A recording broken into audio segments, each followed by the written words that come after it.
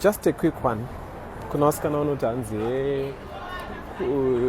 kumusha kwedu kune madhimoni, kudzinza kwedu vanhu havaroorwe, havaite sei. That's why ndisiri kuroorwa apa ndakura ndane 30 years.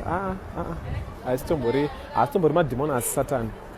Ndiwo tori neproblem iwo. Vasikana mune pamuromo ende hamugona kutaura. Vasikana mukangodzidza muromo yenyu chete, zvinobuda pamuromo penyu pepe mukangokwanisa kungozvisefa chete, unotonobvisirwa zvisina kana problem. Kabhulasi kanotongoya kutongoti ndeipi ende wakanaka, kutongokurora just like that, then ototanga family. But problem yenyu kungoya kwauri ndokuti ndeipi, isana tichiga ngoya kwauri ndeipi uri sei, you're not my type, I have a boyfriend. Apa unana boyfriend yacho futi. Vasikana pamuromo ndopari kutadzai. Saka zvemaonate zvamunoita zviya zvemaonate prayer muchienda kubhindura kugomo muchirara iko muchinamata Mwari ndipe mukomana, Mwari ndipe mukomana muchishauta. Sikana ndikuona ngemukwesta time. Chingogonai kutaura chete. Handisiti musanamati but chingogonai kutaura. Kutokotaura chaiko. Vamwe wenyu pakazara vakomana kaunhu kenyu mune muchingotsiura. Hey, handifari zvaunoita iwo, handifari zvaunoita. Ndokudhinda.